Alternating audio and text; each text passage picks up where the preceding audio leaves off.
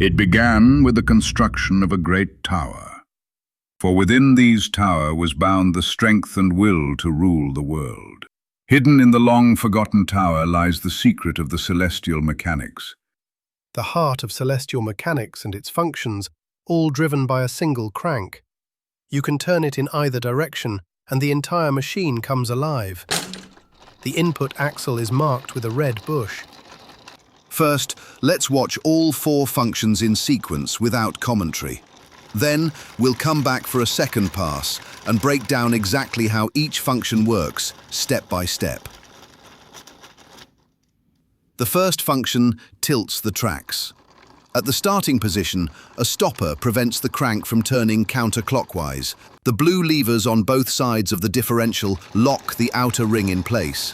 Function 1 ends when the stopper reaches the lower left blue lever, releasing the lock and activating functions 2 and 3.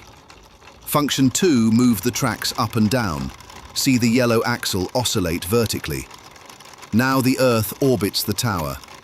Meanwhile, the arrow, function 3, indicates the Earth's orbital position. Finally, function 4 reverts the entire mechanism to its original state. Turning the crank counterclockwise causes the upper right blue lever to lock the outer ring of the differential.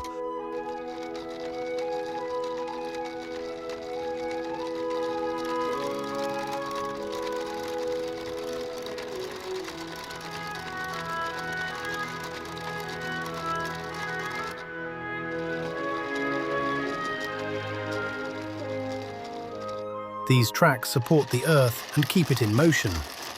Function 1 tilts the tracks, only slightly in this build, but the mechanism is capable of far more.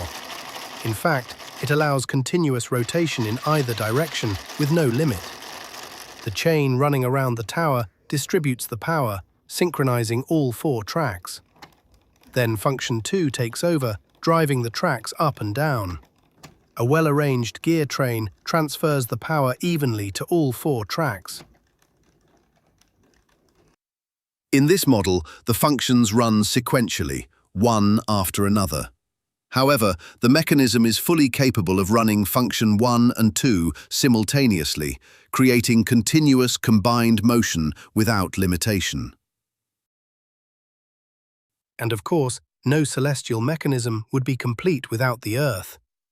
The sphere must be as light as possible to avoid bending the structure, while still having the correct diameter.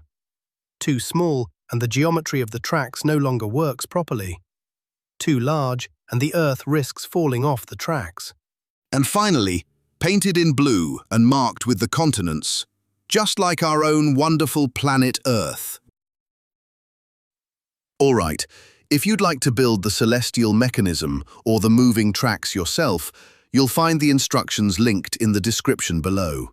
Thank you for watching and have a great day.